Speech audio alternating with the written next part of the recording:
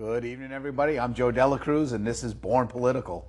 We had a few weeks off here. It's been a hot summer. I think we can all agree that probably one of the sunniest ones we've had in a while. So sometimes getting guests is not always the easiest thing when it's that sunny, but it is air conditioned inside this theater. Tonight, I have a guest that, we do a lot of outreach and different things with Community Speaks Out, and I met this person at one of those outreach groups. You're going to get to meet her while I'm also meeting her at the same time in a way. We have met previously, but I'm excited about tonight. And again, we'll get started because Born Political is there to find out about our community members, people doing good work in the community, and see what they're up to and see where they started and how they started. And if you have any questions, their name and title block comes up. You can always reach out to them, either email or phone or whatever the contact information is. But without further ado, I want to welcome Nicole Krys to the show. Thank you for being on the show. How are you? Thank you for having me. I'm good. You're good, right? I'm good, yes. Summer's going well? Summer's hot. It's going good, though. It is hot, right? Yes, yes. And you're from up north a little bit, so it's a little hotter than it is down on the shore. Yes. So Born Political, like I told you off air, that we started so we can really get to meet people. Everyone has a job, and they're working at something. And most people just assume one thing about them, don't realize how they even got there. Right. We're going to talk about who you are for a little bit and talk about what you're doing. So, the easiest one, born. Where were you born? Are you local? I was born in Norwich. Okay, Bacchus. Bacchus Hospital. Yeah. Yep. Yep. And then grew up, went to school. And do you have a big family? You have brothers and sisters? Or? I grew up in Franklin. My family owns Smith's Jeep. And so they, a lot of my family lives in Franklin. Yep. And then I moved to Norwich in middle school and went through my schooling there. And I met my husband in high school, and so my family grew bigger. Yeah. And he's a Norwich guy. Yep. It's a small town, like you said. I think what we talked off air. Right. Franklin's a small town. Yes. But a big high school because you're going to NFA. Yes. And that's what you meant about NFA. Yes. One of 6,000 kids. One of many. Right. Did not successfully complete NFA. I kind of started making poor choices early, and I ended up going through night school, and I had my son when I was 17. Wow. So you went to night school and graduated night school, or did you? I didn't end up graduating. I ended up getting my GED. GED, yep. The year I was supposed to graduate. Yeah. Well, poor decisions are best made young. Yeah. Making them old, you have less time to kind of recover. They were fun. Yeah, they were. Right. I had good times. You can always make up for poor decisions. It depends how poor it is or what the result is. But in the end, I laugh because I'm like, I think of all the poor decisions I made. I'm thinking, thank God I was young when I made those decisions. But and then you get older and you make less of them, hopefully. I hope so. A little wiser. That's the goal, right? Yes. Yes. So you do these things in nice school, young family. Now you navigate. And do you have brothers and sisters, or are you? I do. I have an older brother. Yeah. And we grew up in separate homes. So he lived with my grandparents, and I lived with my father. But we lived in the same town, so we went to school together. Cool. We're still very close. He works for my family's business, so he's kind of keeping the business running, which is a challenge in small business. Yeah, not easy. Not easy with the internet and. Yeah. They have one of the only junkyards in the state. Okay. But junkyards aren't a thing anymore. Like No. they used to be. People just order parts, so They do. it's been tough. But they make it work, and Yep. they do what they got to do. So he wants to keep it, running. My great grandfather started the business. Well, I definitely wish the best of luck to him and your family, because I think all business is challenging now. And the biggest thing is the fact that you go online and you order and it's at your door. And the convenience of a junkyard used to be Amazon. Junkyards were Amazon. Yes, exactly. Because nobody had parts like that, and you could just go and literally find things, and things that you didn't know you needed. Exactly. Which made it more fun. Yes. So were you a junkyard girl? Did you go in? Yeah. Yeah? Oh, yeah. I grew up there. It was a good time. I have a lot of really good memories of hanging out with all the guys at the shop. And Car to car, finding stuff in cars. Like I remember going to the junkyard. It was great. Fun. Good times. Love doing it. Yeah. All right. So now the family's young, and now were you working, Mom, and doing the big juggle that everyone seems to do? I started working as soon as I was 16, as soon as I could. My first job was at IGA in Wyndham. Okay, I know what that is. Cashier, the old store. I'd punch things in. Yeah. I started right away when I turned 16. Obviously, I had my son, but I was working at Kentucky Fried Chicken. I stayed there for a while. Listen, I worked at Kentucky Fried Chicken. I had to give the old, we got a secret Kentucky Fried Chicken handshake, but we're not going to do that on That's TV. right. No, I'm kidding. There's no secret shake. There could be, though. There's a secret recipe. There is a secret recipe. That is secret. Yeah, but we don't get to find that out. It was always a flour. It was all mixed in. One bag. That's it. One bag. I worked there for a while. I was a manager, so I stayed there for a while. It was decent, right up the road from my house. And then, as far as like, You got another child too. I right? have I have another son who I had 4 years later. They're going to be 24 and 20 next month. 24 and 20. It's kind of weird to have adult children, Isn't it? but I'm glad I'm young Yeah. Yep. because it's cool. It's kind of cool. Yeah. My wife and I, our daughter's 35. I'm 53. So there was that. Different connection. It's a different connection. It's a different. There's things that I wish, and I think we all wish that if you're like, I wish I was a little older and more mature for this or that.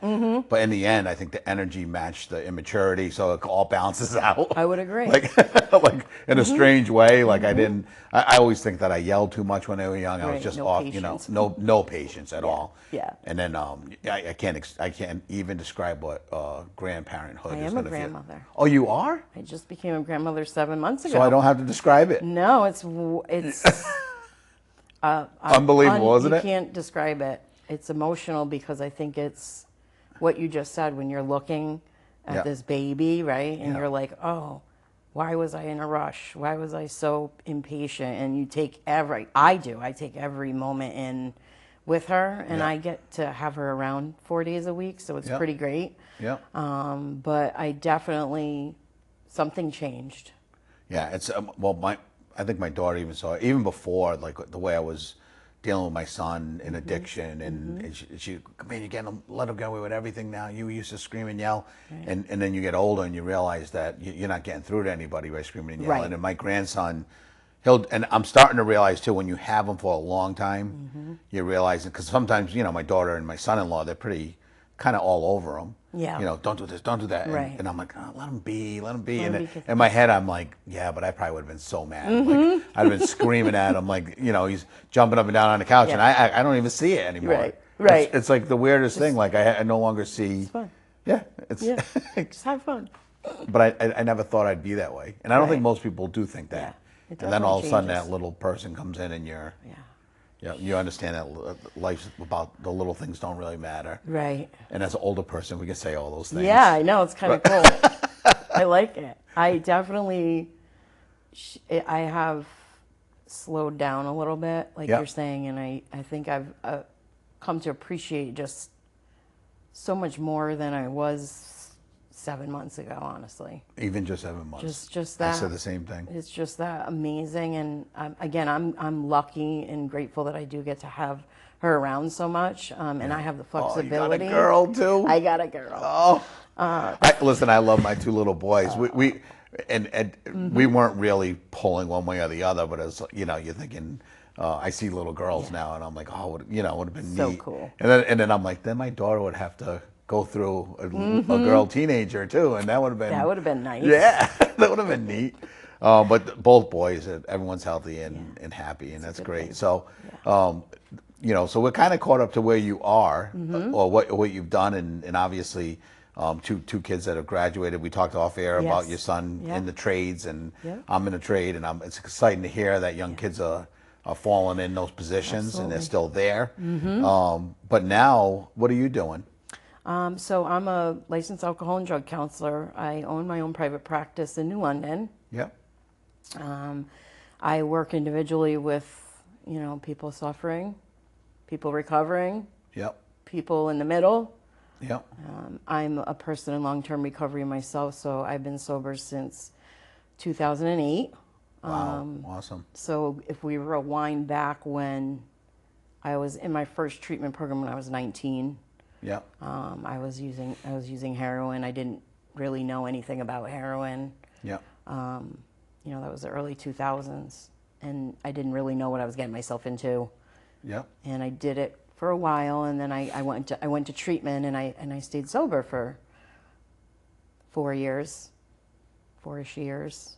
And That's then, actually a stretch where you start feeling like you spiked the football a little bit. yeah, Like, doing great. Yep. Things are good. Yep. Job. And people, places, and things is real. And where I was working, I actually was working downtown Norwich, giving jobs to people. I worked for Labor Ready at the time. Yep.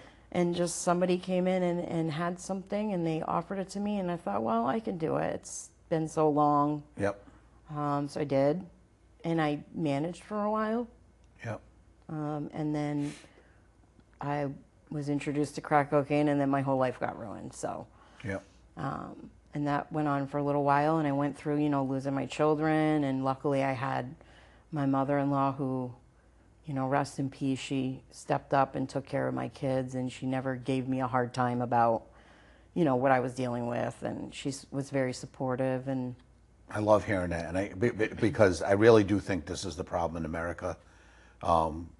We tend, and I say spike the football a lot, and you'll hear me say it a lot, because we tend to do it in a lot of different things, especially in America. We think our kids turn 18 and we spike the football, and that it's all over. And we have family and friends. We all know people that they retire from a job. Up in Connecticut, you can be retired at 38 years old if you're a corrections officer. Right. You know, and then the second the kids are old enough to leave, they leave. And there's a huge component to the parental support of the parent. Oh, yeah. When my son was addicted, my wife and I sat there and battled with him, and we're trying to talk out. I said, you're going to jail or you're going to rehab. Those are your two choices.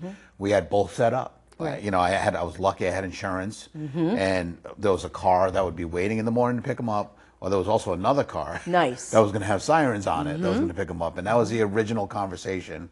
And after about an hour and a half of him beating us up, telling us how we didn't love him, how we don't trust him, and how he was this great athlete, and if he really buckled down, he could beat anything. And we started to get on his team, thinking maybe he can. And it was my father-in-law that was sitting there listening to all of it, and he had enough. Because I said, you know what, maybe we'll give you another week. And that's when my father-in-law stepped in. And that's where like you saying that your mother-in-law, here's someone that steps in that really takes over the reins when you're sick. It's basically a disease and you're sick. Yeah. Oh, and for you to still be able to sit back and appreciate what she did. And I do. I sit and think about my father-in-law all the time when I think about how we even got my son to go when he went. Right. But then I think my mind drifts to my cousin, her dad retired, and spiked the football kind of thing, and God bless them, they wanted to get away for weather and stuff like that. But he was my uncle too. There was actually a loss. Yeah. A grieving. They moved to Florida, then they moved to Vegas, and I've seen him probably maybe a dozen times since I was 18. And this was something they were a pretty big part of, I thought, of my life. And I think that in Europe, and they don't have the nursing house crisis because most elderly people stay with their family. Absolutely. They live in one big house, and which really is looked down upon in our country. Too bad. I think it's a problem. And that's why it's good to hear that. I mean, I took you off track of what you're talking about, but I mean, what you're saying too is like my husband. So my husband was born in Poland, and he came to, the U.S. when he was almost 2. He was 18 months. Him and his mom came over here because a family member was here, and same thing. They all lived in one house until they could figure out how to get into their own houses, and they take care of their people and their close family. And so I have a lot of gratitude to be able to be part of that family. You learned. I did. Unfortunately, she was diagnosed with Lou Gehrig's disease and passed away in 2014. She was pretty young. She was in her early 50s. Yeah. And so luckily I was sober at that time. Yeah. And our life was on track, and we were able to be there for her. And help pay back what she had done. She was amazing. My children that suffered a great loss. Yep. Yeah. It's hard for life them. is full of losses, I think. I think it's when you reflect back on a loss, it's where were you and how did you accept it? Were you there? And I think if you can say that you were, that's a blessing, because a lot of people in addiction, when those bad things do happen, they tend not to have been around. Yeah. And then I think in their sober years, and like it could have easily been that you weren't able to help her one bit. Oh, yeah.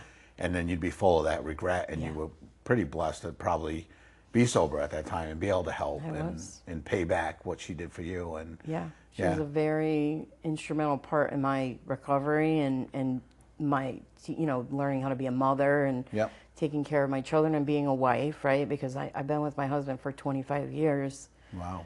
This year. So, I mean, we've stuck together and made it work, and we both battled our own, you know, stuff together and overcome. And I think this is why, you know, when I got sober in 2008, I went to school. I said, I'm going to go to college and I'm going to go in criminal justice and I'm going to be a probation officer. That's what I'm going to be when I grow up. Yep. And I went through and I finished my undergrad, and it was really hard, and I got done. I was so excited I was going to get a job, and I couldn't get a job. And I was bummed. Yeah. And then I ended up working at Perception Programs in Willimantic. I just got in and I worked really crappy hours. I worked 8 a.m. to 8 p.m. Saturday and Sunday, and I made $12 an hour. Yep. But I knew I had to get my foot in the door somewhere. And then I always knew that I wanted to help people. Yep. And originally thought, oh, I can help people, you know, being a probation officer, I can help them. And that kind of changed as I went through school. And you saw what it was. Yeah. And then I worked at a halfway house for women getting out of York, which is called Next Step. I don't believe it's open anymore, but opened my eyes to a lot of the things that were going on that I didn't like and I didn't want to be a part of, and kind of changed my path. And I worked there for a while. I was done with school, and then I started working at the methadone clinic in New London in 2019, and I started my master's program and went through all that while working. And 2022, I became licensed. I stayed there until October of last year. So I've been out on my own since then. It was scary. I'm sure. Because I had a salary and all of that. But, you know, without risk, there's no reward. And I know that I'm doing more in the community than I was there. What's funny is I didn't realize, and I don't know what all the letters are behind your name, and that keeps popping up. But I know it meant that there was education behind what you were doing. And I didn't really even know your story. I didn't realize you were in recovery. And I think you're like, to me, everything that we could ever want that's going to help this disease. I'll be able to help people, because I really think that it's the people that have been involved that really give the best advice, that really know what's happening. Again, I said the problem with me is we're trying to, I say we're speaking a different language. Like your loved one, your addicted one, is speaking Chinese, and you're bringing them to a doctor that speaks English, and you speak English, and there's nothing that's, and every single thing that you say and do makes no sense, because you know, you're applying logic to something that's absolutely completely illogical. Not logical. It's not logical, but I think because you're coming from two different points, you know, and get the education that you got, but still have the street education of what it's like to go through it. And then, I mean, God, I'd love to, I think your sessions are probably unbelievable, because you can probably. I think so. I mean, I'm just me all the time. So, and the people that I work with know that. And I mean, their feedback to me is, and I've watched it, I have clients doing, I mean, wonderful things. They're and it's I think, you know, when you, again, we know in this, we just had a devastating loss. I know. Community Speaks Out. We, you know, it's, and again, it's when I talk about loss, and as a member of Community Speaks Out, we cast a wide net. We work with folks. It's almost, I compare it to what folks must feel like working in a cancer ward in a big city. You know, there's a lot of patients coming in. You know, we understand that, but we're not that. We're not trained doctors that are, you know, in unison fighting this disease. It feels like we have to make excuses for what we're doing for people, or how we're helping them, or how we're not helping them, and are we going far enough? Are we going too far? There's all these things that are involved. I think that, and because I think you get to see both sides of it now, being on the clinician side. Like, you know, what would you recommend, especially if, because you're dealing with the people that are addicted mostly. We deal with the families a lot. But you know, people will reach out and say, what should I do? And usually my advice is, you know, listen to other people, but it's not gospel, because everyone got a different way to get clean. Right? And like 90 million different ways to do it. I mean, there is no way. To be fair, I didn't go through AA or NA. You know, I went to therapy. I went to a women's group every week. I religiously went for 8 years. every Wednesday at 10:30, and that really was what I needed and worked for me. And I mean, it's still working. Yeah, we have people get up and tell a whole story all the time in our group. I joke about it because I was the same person, and this person is up there, and you hear them tell this war story that was just the only reason you know they survived it is because they're the ones physically telling it. Because you would have no idea. When I overdosed, almost died, I was out for an hour, and then they brought me back. Then I did it again. Then that was Tuesday, and then by Sunday it was 2 more times, and I kept going, when's this story end? Like, get to the end, please, because I want to find out when you got better. And then they say the date, like you say 2008. Yeah. And then I would, as a parent that's fresh in it or family member, I say, well, was it winter, spring, summer, or fall? Right. And you say summer. I'm like, oh, see, we should really concentrate the summer because maybe, you know, and we try to hang on to anything that looks like recovery. Right. And that's the illogical part too, because we don't know if it was something that maybe your mother-in-law said to you. We don't know if it was something you losing your kids. We don't know if we just don't know what the trigger was that said that was enough, or was there one, or was it something that just happened, or what? I think that when you're ready, you're ready. And I tell people, you know, the switch will happen. Yeah. And you'll know when it happens because you're like, it happened. You kind of, it feels like you know. And I, like, again, going back to the clients that I work with, I've seen the switch. Yeah. And a number of people, I know that whatever I'm doing in the 40 people that I'm working with, something's happening. Yeah. And more of that has to happen. And so I would say is, you know, the supportiveness, which I'm so grateful that you guys are in the community because it's amazing. Just having that support, the family, right? And you know. Yeah. Trying to encourage them to get into treatment, researching your treatment options, huge, because there's more than just what's around, and there's some really excellent programs. So utilizing resources, reaching out to the community, looking up people who work in addiction. Even, you know, I've had family members call me for my Psychology Today, ask me questions, and I just connect them with resources if therapy isn't a thing. So it's just different for everybody. I think just showing up for the person and not giving up on them, like you said, right? Yeah. My family never gave up on me. My dad never gave up on me. It didn't matter what I did. It didn't matter how horrible I was. Yep. He, you know, didn't buy me things. You know, he didn't give me money. Yeah, he did. Yeah, there's guilt in there too as a parent. You do all those things, but if you're looking for swimming trunks, you're not going to go to AutoZone. No. Just like if you're looking for spark plugs or a starter, you're not going to go to TJ Maxx. Like, you have to, if you're a person and looking for help, you got to call a counselor, or you got to call if you're a parent or not, whatever you connect to. I think a lot of people start, and parents, especially the ones that still feel the stigma, and they don't want to talk to anyone, and they secretly try to do it. There's no secretly trying to do this. You have to, because you're only going to figure out how to help your child is if you talk to another parent. Yes. There's no book you're going to read. There's no, I mean, you can watch videos on the internet, but I think you really need to, because every community is different too.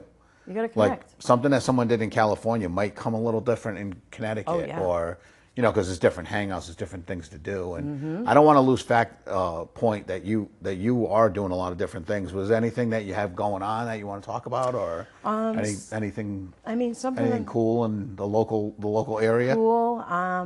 You know, my life has been pretty busy lately, but it's calming down. So I'm really working on.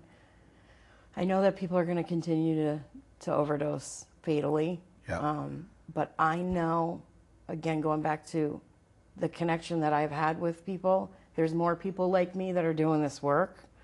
And I think we just need to come together and really figure out how to improve the treatment that's around. Yeah.